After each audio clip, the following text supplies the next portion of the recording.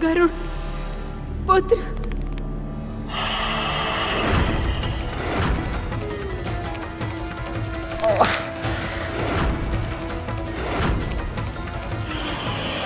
कसके पुत्र, और कसके ताकत बढ़ाओ।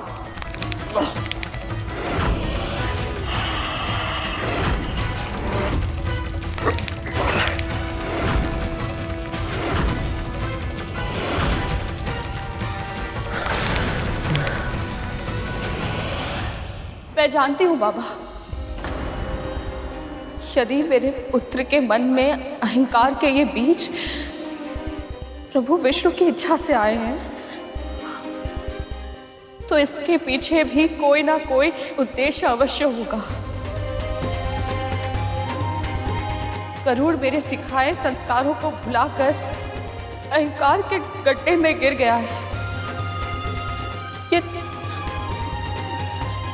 ये जानकर मुझे भी निराशा अवश्य हुई है, पर कभी कभी एक छोटी सी निराशा हमें बहुत बड़ी पराजय से बचा लेती है। पर दोष तो मेरा ही है ना बाबा। मैं ये मान बैठी थी कि मेरा पुत्र कभी कोई भूल नहीं कर सकता, पर आज ये सब जानकर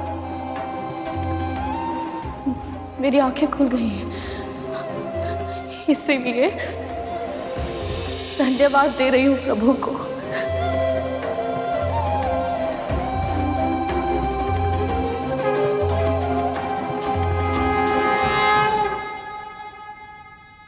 अद्भुत है इनका विश्वास, अद्भुत है इनकी भक्ति।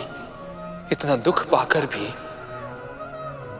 इसे आपका आशीर्वाद समझकर स्वीकार कर रही है। ये भक्तों की ऐसी भक्ति ही मुझे भगवान बना देती। जिस पुत्र की देवी विंता जैसी मां हो, बुराई भले ही उसको छू ले, पर उसके हृदय में स्थान नहीं बना सकती।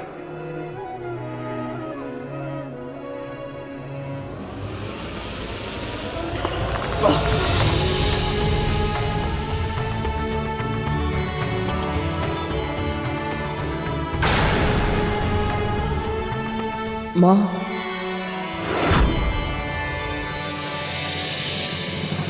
अहंकार पतन का कारण होता है।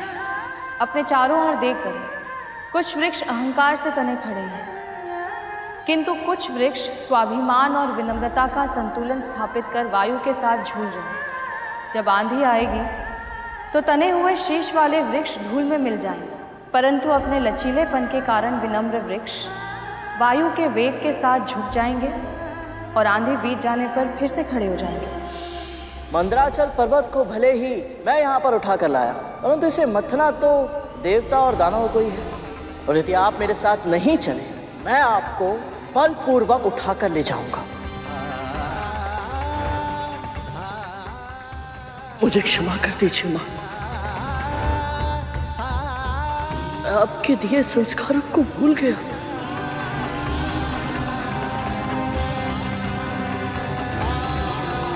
क्षमा कर दीजिए वासुकी भैया,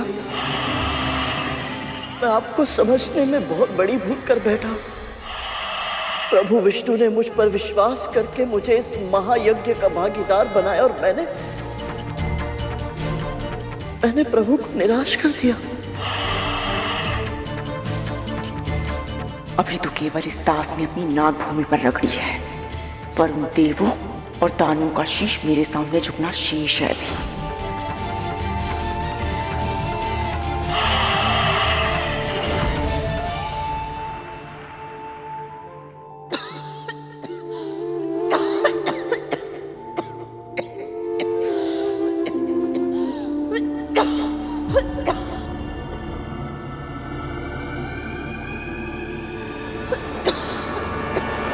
देख क्या रही हैं? आप इतना खास रही थी कि हम दोनों चैन से विश्राम भी नहीं कर पा रहे थे। अब चुपचाप ये जल लीजिए और पीजिए, ताकि आपका कर्कश स्वर बंद हो सके और हमारे कानों को आराम मिल सके। लीजिए, पी लीजिए।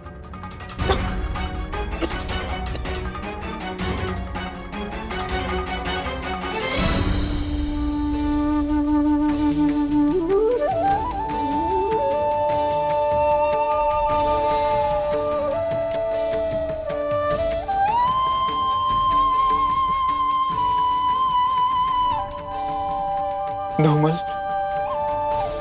अब मुझे पता लगा ये गरुड़ आसमान में इतना ऊंचा क्यों उड़ लेता है। हाँ तक तो किसी के लिए कुछ अच्छा कार्य करके और उपकार करके कितना हल्का हल्का अनुभव होता है। हाँ, और गरुड़ तो सबके लिए ही अच्छा सोचता है और सबके लिए अच्छा करता भी है।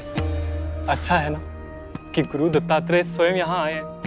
उनके यहाँ आने के कारण ही हमें इतना अच्छा अनुभव हो पाया है। सचमुच अद्भुत है।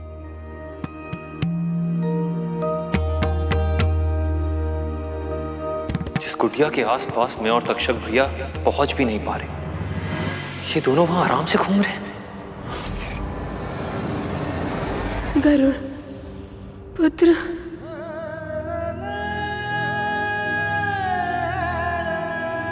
मैं अपना उत्तरदायित्व निभाने में असफल रहा, मुझे क्षमा कर दीजिए। प्रायश्चित के इन आंसुओं ने तुम्हारे अहंकार को धो दिया है गरुड़। हे नागश्रेष्ठ, आपने गरुड़ का अहंकार तोड़कर उसे सीख दे दी है। अब कृपा करके इसे छोड़ दें और हमारे साथ चलें। वासुकी चाहें तो भी हमारे साथ नहीं चल पाएंगे। गरुड़ ने इन्हें अपने साथ ऐसे उलझा लिया है कि वो स्वयं अपनी गांठें नहीं खोल पा रहे हैं। इन्हें सहायता की आवश्यकता है। असुरराज, आप वासुकी की सहायता क्यों नहीं करते? संकट के समय सदैव हम असुरों की ही स्मृति क्यों होती है आपको? देवराज इंद्र को प्रयास करना चाहिए। वैसे भी बहुत विश्वास के साथ कहा था इन्होंने कि ये ही वासुकी को वापस लेकर आएंगे।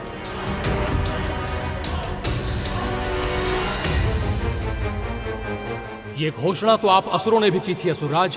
आप ही ने तो कहा था कि वासुकी भी आपकी तरह शिव भक्त हैं और आप ही उन्हें लेने जाएंगे। पुत्र शांत हो जाओ। तुम्हारे सुलझाने से समस्या नहीं सुलझेगी।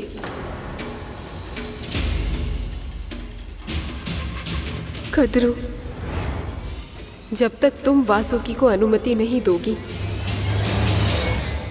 उसे यहां से ले जाना संभव नहीं है।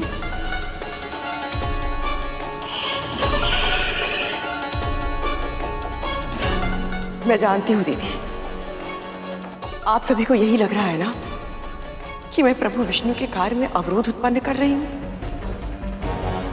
किंतु ऐसा नहीं, मेरा विश्वास कीजिए। मेरे लिए तो सौभाग्य की बात है कि मेरे पुत्र को इतने महान यज्ञ में योगदान करने का अवसर मिल रहा है।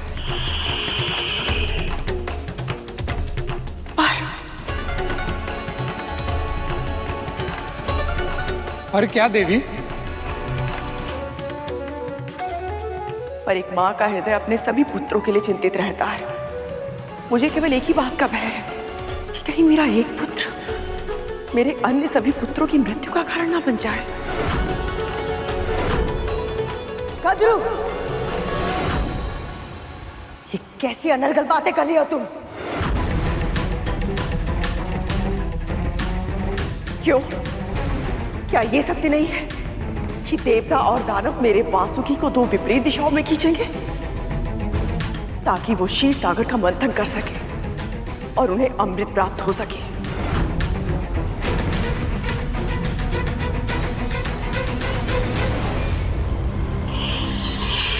दानवों के पास पहले से ही संजीवनी विद्या है, फिर भी वो अमृत प्राप्त करने के लिए मंथन में भागीदार बन गए ताकि केवल देवता मृत्यु पर जीत पाकर अमर ना हो जाए। पर मेरे पुत्रों का क्या दीदी? क्या उन्हें इसमें समान अधिकार नहीं मिलना चाहिए? क्षमा कीजिए विमाता कद्रू, पर अमृत के लिए सबसे अधिक योग्य हम देवता हैं।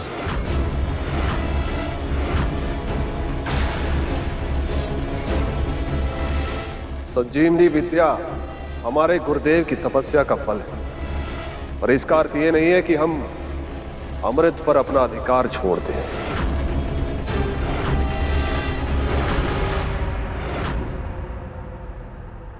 अभी समुद्र मंथन आरंभ भी नहीं हुआ है। लेकिन आप सबके हृदय में उसे पाने की इतनी तीव्र इच्छा हो गई कि आप सब भूल गए कि अमृत ही समुद्र मंथन का एकमात्र उद्देश्य नहीं है, जबकि धर्म के अनुसार आप सभी को अपना अपना कार्य करना चाहिए और फल की चिंता प्रभु विष्णु पर छोड़ देनी चाहिए। आप सब जानते हैं प्रभु किसी के साथ अन्याय नहीं होने देंगे, सबको उनके कर्मों के अनुसार फल अवश्य मिलेगा। सुना तुमने कद्रू? हो गया तुम्हारा मन शांत? क्या हुआ? अब शांत क्यों? कुछ कहते क्यों नहीं? नहीं, क्या चाहती हो तुम? हम सब तुम्हारे सामने हाथ जोड़े, तुम्हारी आरती उतारे। आरती करने की आवश्यकता नहीं है दीदी, किंतु हाँ, मेरे पुत्रों के लिए समान सम्मान की आवश्यकता अवश्य है, जो देवताओं ने दानवों को दिया था।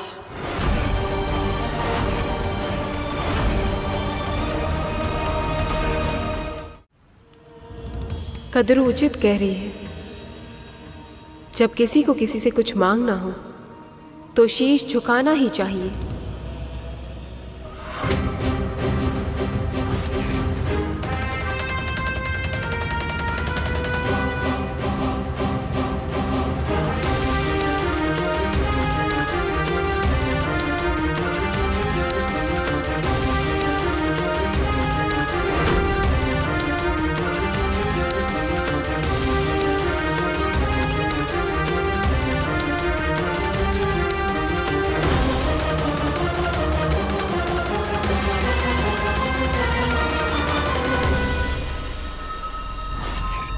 यही तो मैं चाहती थी कि गरुड़ और सभी देवता असुर मेरे और मेरे पुत्र के सामने शीश झुकाएं। अब समुद्र मंथन में मेरे पुत्र भी सहभागी होंगे और अमृत पर भी उनका अधिकार होगा।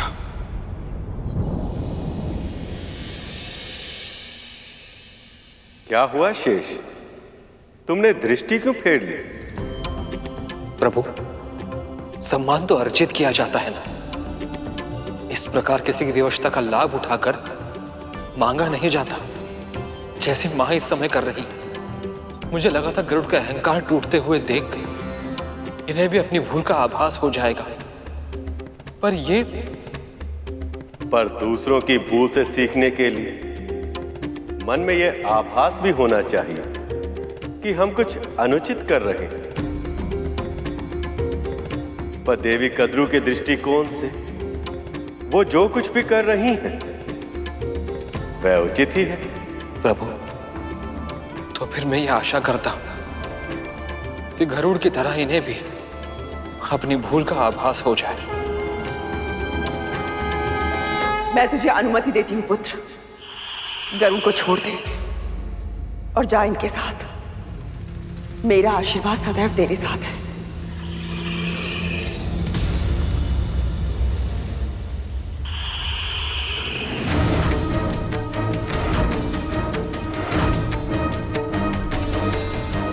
क्या हुआ पुत्र?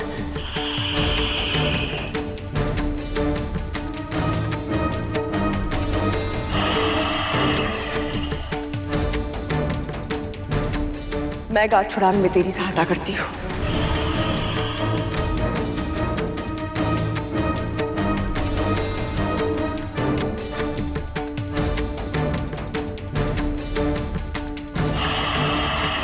इसकी पूछ कहाँ से आरंभ होती है और तन कहाँ समाप्त होता है, कुछ समझ ही नहीं आ रहा है।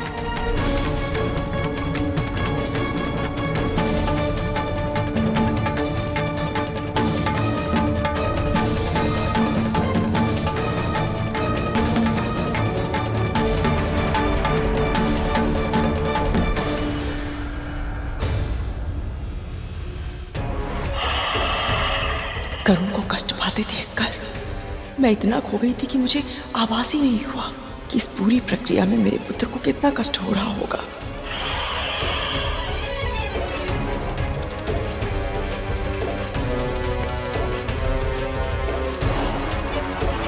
ये गांठें तो खुल ही नहीं रही हैं।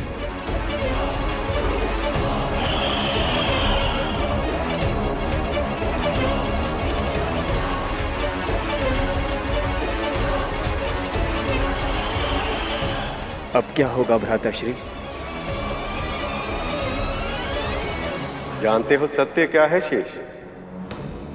वासुकी को इस स्थिति में गरुड़ ने नहीं, उसकी अपनी मां ने पहुंचाया। जब माता पिता बहुत महत्वाकांक्षी हो जाते हैं तो कभी कभी अपने संतानों के जीवन को अपनी इच्छाओं के जाल से उलझा देते हैं। फिर चाहे वो कितना भी प्रयत्न क्यों ना कर ले, उनकी उलझनों को सुलझा नहीं पाते। तो फिर प्रभु, वासुकी की ये उलझनें कैसे सुलझेंगी? महादेव शिव शंकर की सहायता से। एक भक्त को उसके समस्याओं से मुक्ति केवल और केवल उसके आराध्य प्रभु ही दिला सकते हैं। हम सबको मिलकर महादेव की स्तुति करनी चाहिए।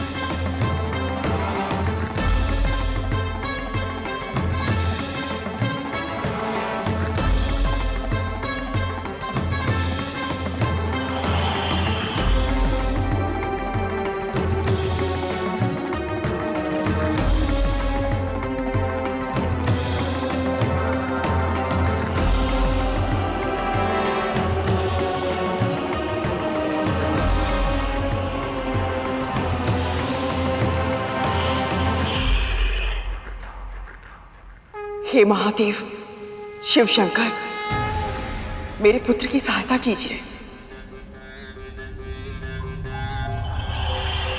समुद्र मंथन की डोर बनकर प्रभु विष्णु के कार्य में योगदान देना ही इसकी नियति है। कृपया इस पर कृपा कीजिए।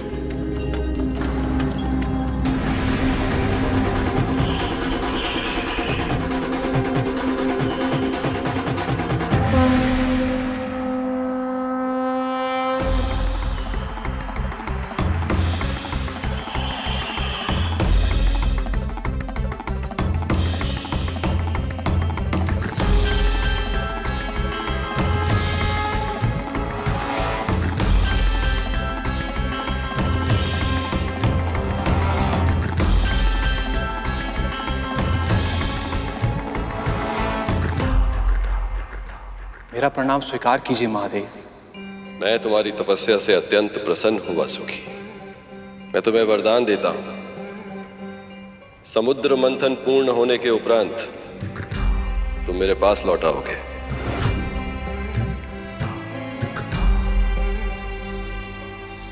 प्रभु, आपने ये वरदान देकर संसार का सारा धन दे दिया है मुझे। अब मुझे कुछ नहीं चाहिए महादेव।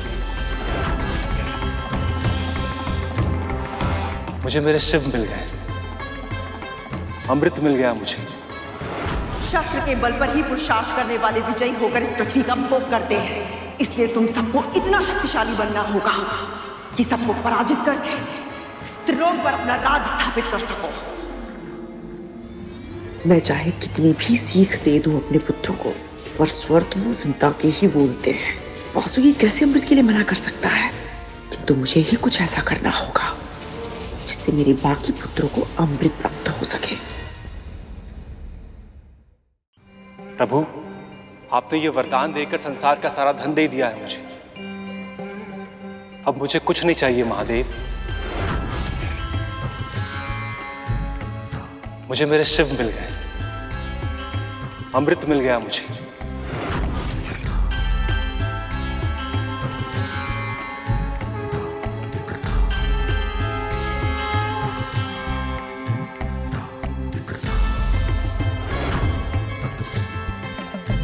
सृष्टि का विधान कितना विशाल, कितना विराट है और कितना तुच्छ हूं मैं, फिर भी मेरे भीतर अहंकार समा गया था। हे प्रभु, मुझे आशीर्वाद दीजिए कि मैं इस क्षण को कभी ना भूलूं और अहंकार के जाल में फिर कभी ना फंसूं।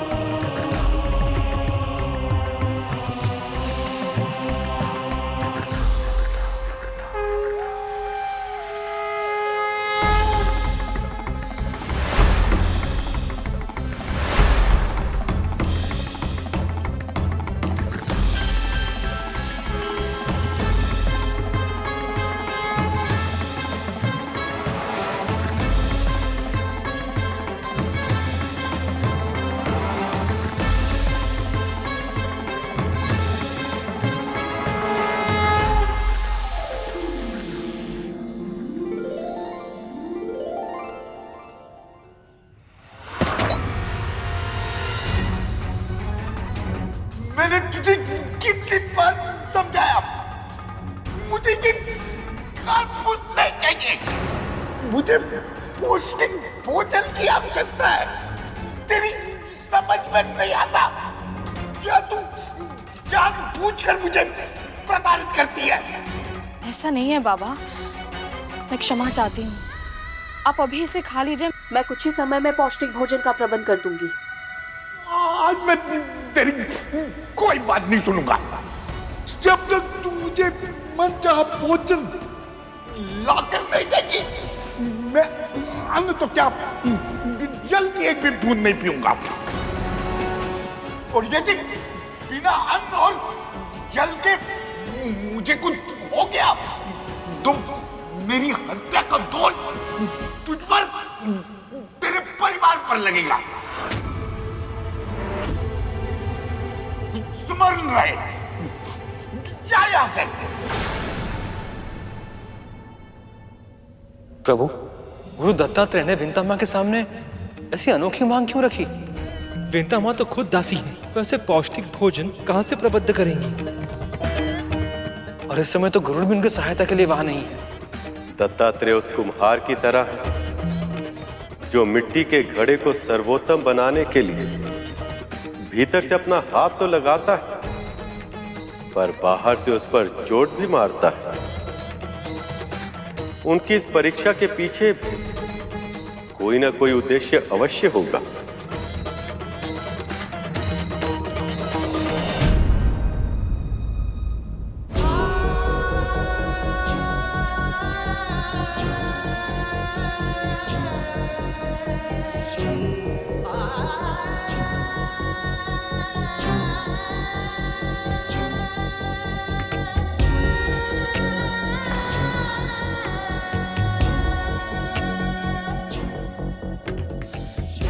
मुझे क्षमा कर दीजिए प्रभु, अहंकार में आकर मुझसे बहुत बड़ी भूल हो गई। आपने मुझे समुद्र मंथन जैसे शुभ कार्य के लिए चुना, किंतु मैं अहंकारी हो गया और आपकी भक्ति के मार्ग से भटक गया। प्रभु, मुझे क्षमा कर दीजिए।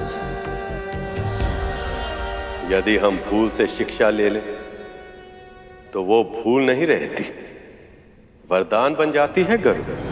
प्रभु, आपकी सेवा का एक और अवसर दे दीजिए मुझे। अवसर आपदा से उत्पन्न होता है और इस समय देवता और दानव दोनों ही एक अनोखी आपदा में फंस गए। कैसी आपदा प्रभु?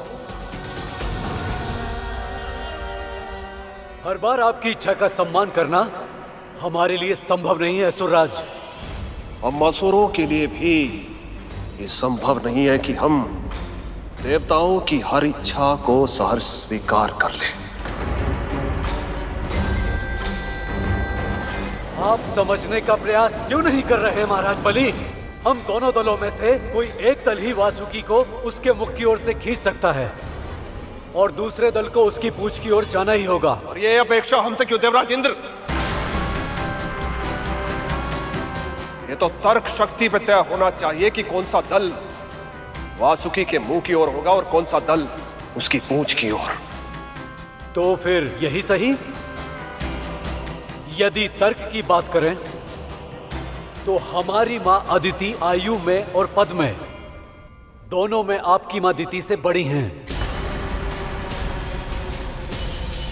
इसलिए चुनाव का पहला अधिकार हम देवताओं का ही होना चाहिए। क्षमा करें महाराज, पर ये देवता भूल रहे हैं कि हम असुर इन्हें युद्ध में पराजित कर चुके हैं अनेक बार, और पराजितों को ना तो चुनाव का अधिकार होता है और ना ही अपनी इच्छा व्यक्त करने का।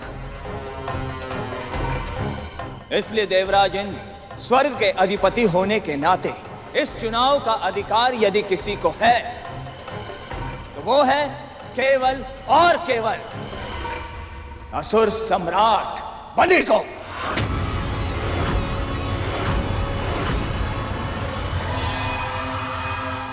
तुम्हें क्या लगता है गरुड़, किसे वासुकी के मुंह की ओर होना चाहिए और किसे पूंछ की ओर?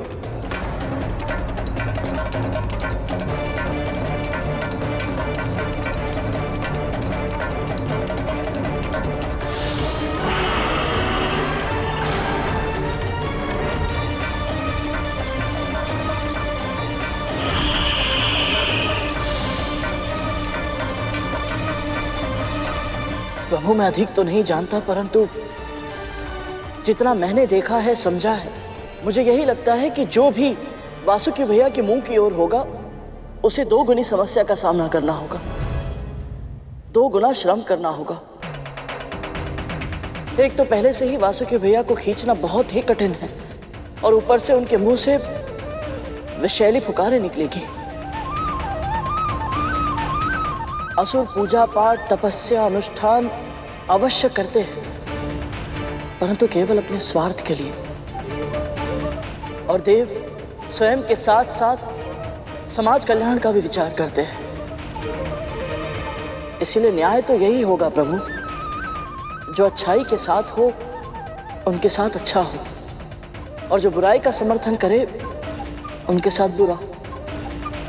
मैं तुमसे सहमत हूं गरुड़। अब देवता और दानवों के साथ भी ऐसा ही हो, इसका दायित्व मैं तुम्हें सौंपता हूं।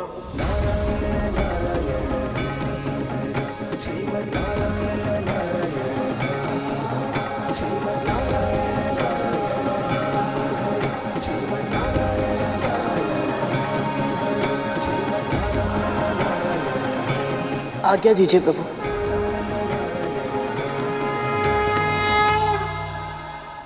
वासुकी भैया की तपस्या सफल हुई मां, और उनके कारण आपको महादेव के दर्शन करने का सौभाग्य प्राप्त हुआ।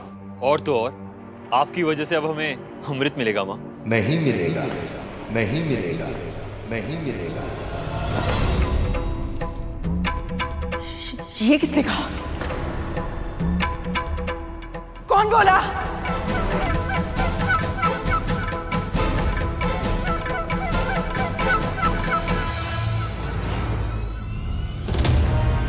तुम दोनों मुझे ऐसे क्यों देख रहे हो?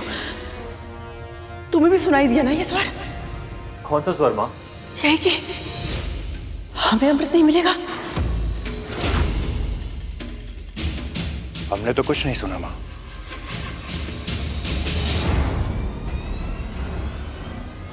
तो मुझे ऐसा क्यों लगा?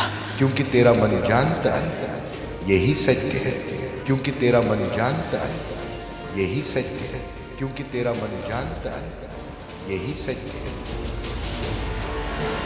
मुझे ऐसा लगा कि जैसे ये उस बुढ़े का स्वर है, किंतु ये कैसे संभव है? आप उस बुड्ढे को अधिक महत्व दे रही हैं मां। है ही कौन वो? एक साधारण सा भिखारी और कुछ नहीं। हाँ मां, वो बुढ़ा तो चल फिर भी नहीं सकता। जल और अन्न के लिए तो एक दासी पे निर्भर है। उसे क्या पता कि अमृत क्या है और किसे मिलेगा। माँ, तक्षक और कालिया भैया को कैसे बताऊं कि वो कोई साधारण मनुष्य नहीं है। मैं भी वही सोच रहा था तक तो। वो तो दत्तात्रेय, गुरु दत्तात्रेय, वो जो कहते हैं वो अवश्य सत्य होगा।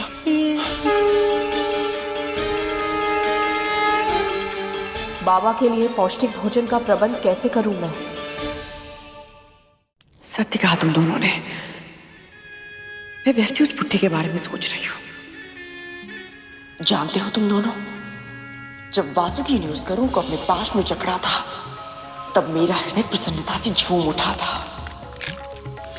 मैं इतनी प्रसन्न तो तब भी नहीं हुई थी जब मैंने उस विंता को अपनी दासी बनाया था, और वो स्वामिनी कहकर मेरे पांवों में गिर गई थी।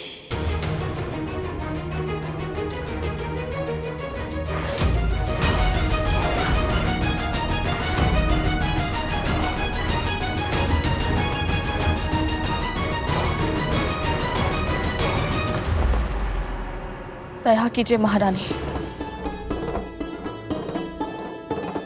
कृपा कीजिए। यदि आज आपने मेरी सहायता नहीं की तो मेरे कुटुंब पर जीव हत्या का दोष लग जाएगा।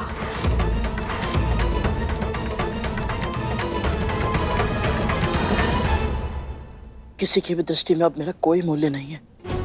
कल की असफलता के बाद ना ही देवता मेरी बात मानेंगे और ना ही दानव। तो फिर प्रभु विष्णु का दिया कार्य मैं कैसे कर पाऊंगा? भूख भी तीव्र लग रही है।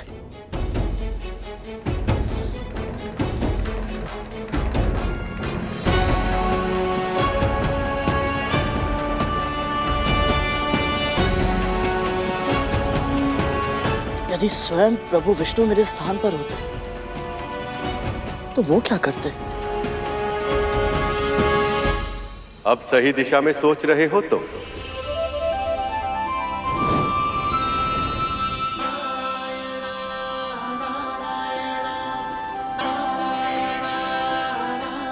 प्रभु आप? तुम मुझे ध्यान कर रहे थे, इसीलिए मैं आ गया। बताओ, यदि तुम्हारे स्थान में मैं होता तो मैं क्या करता? प्रभु, असुरों को समझाना बहुत ही कठिन है। उन्हें जो भी सुझाव दिया जाता है वो उसके विपरीत ही कार्य करते हैं। देखो, तुमने मेरी तरह सोचना आरंभ ही किया और इतनी ही शीघ्र समाधान भी खोज निकाला। तो बस अब उल्टे को सीधा और सीधे को उल्टा कर दो।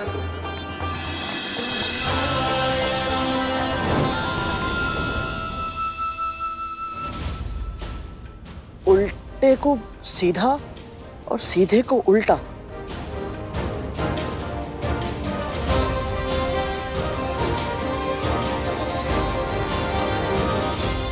अब बताएगी भी बात क्या है? बाबा को पौष्टिक आहार चाहिए महारानी। वो मार्ग का भिखारी हमारे सामने मांगे रखने लगा और आप उसकी मांगे दोहराती हुई यहां चली आई। तो अब क्या चाहती है तू कि मेरे पुत्र उस बुढ़े के लिए सामग्री इकट्ठा करे और मैं अपने हाथों से उसके लिए भोजन बनाऊं? और तू महारानियों की तरह उसके सामने भोजन परोस कर स्वयं ही पूरा आशीर्वाद ले ले। तुझे क्या लगता है मैं ये करूंगी? कभी नहीं। आपको करना पड़ेगा महारानी, आपको करना पड़ेगा महारानी, आपको करना पड़ेगा महारानी। ना तो ये युद्ध स्थल है और ना ही यहाँ पर कोई विजेता, ना ही पराजित। हम सब यहाँ पर एक विशेष लक्ष्य को प्राप्त करने के लिए एकत्रित हुए हैं। असुरराज, देवराज, आप सब शांत हो जाइए। लक्ष्य अवश्य एक है, पर उसकी प्राप्ति के लिए असुर अपने सम्मान पर ठोकर नहीं लगने देंगे। आप दोनों समझ क्यों नहीं रहे? वाद विवाद से हम किसी भी परिणाम तक नहीं पहुंच पाएंगे। और असुरों के हट के कारण हम देवता अपने सम्मान पर आंच नहीं आने देंगे। हम वासुकी की पूंछ नहीं पकड़ेंगे असुरराज।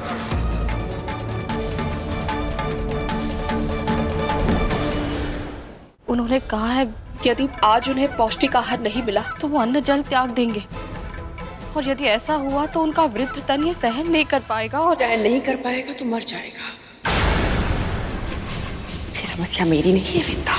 है महारानी, ये आपकी भी समस्या है। एक दासी की कोई व्यक्तिगत पहचान नहीं होती महारानी। जिस दिन मैं आपकी दासी बनी उसी दिन से मुझसे मेरा व्यक्तित्व छीन गया। मैं केवल आपकी प्रतिनिधि हूं और कुछ नहीं।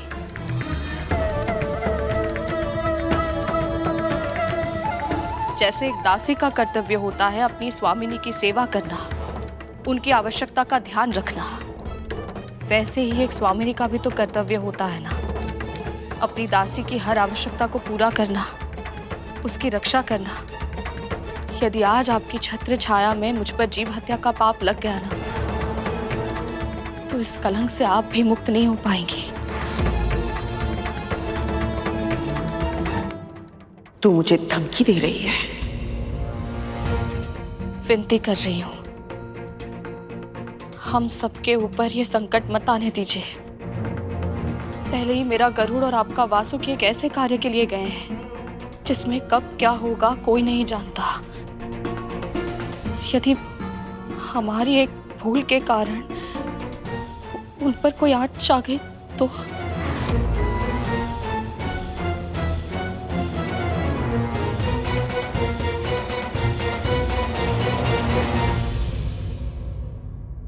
आज पहली बार मां के सामने विंता मां को अपनी बात रखते हुए देख रहा हूं।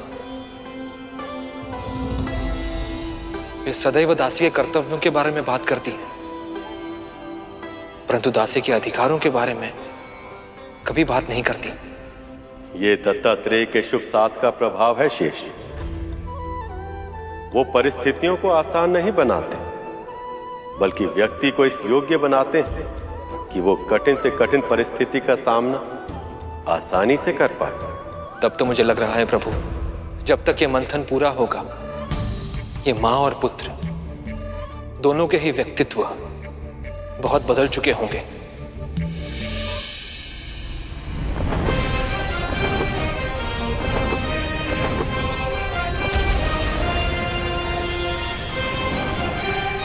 देवराज असुरराज, आप दोनों का कहना अपने अपने पक्ष की दृष्टि से उचित है, परंतु इस समस्या का कोई ना कोई समाधान तो हमें निकालना ही होगा। प्रभु विष्णु ने इस समस्या का समाधान मुझे दे दिया है।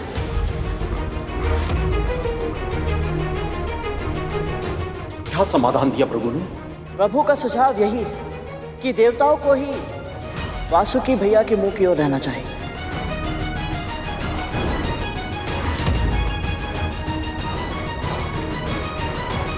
क्योंकि आयु और कर्म दोनों की दृष्टि से ये श्रेष्ठ है।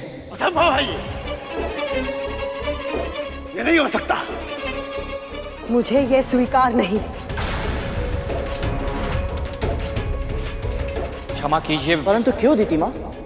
एक दास से तट पितट नहीं करूंगी मैं केवल इतना कहना चाहती हूँ कि विष्णु ने हम असुरों के साथ पक्षपात किया है और हम असुर ये सहन नहीं करेंगे। मेरा निर्णय यह है कि मेरे पुत्र वासुकी की मुंह की ओर ही रहेंगे।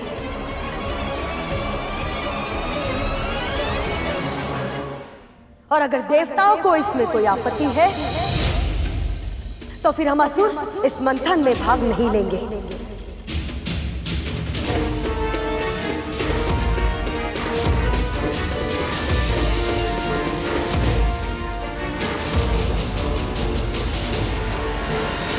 कितनी बार मस्तिष्क उसी कार्य को करने के लिए लोभित होता है जिस कार्य के लिए उसे मना किया जाए। जिस दिशा के लिए पहले असुर मना कर रहे थे, अब उसी दिशा के लिए लड़ रहे हैं। लोभ में लिया हुआ निर्णय जीव को उसके धर्म से और सही मार्ग से दूर लेकर जाता है। वासुकी के मुख की ओर रहने का लोभ अब असुरों के लिए क्या बदलाव लाता है, ये तो नियति ही बताएगी। ये तो समुद्र मंथन का केवल आरंभ है। पक्षीराज गरुड़ के साहस भरे कारनामे देखने के लिए चैनल को सब्सक्राइब करें और साथ ही बेल आइकॉन दबाना न भूलें।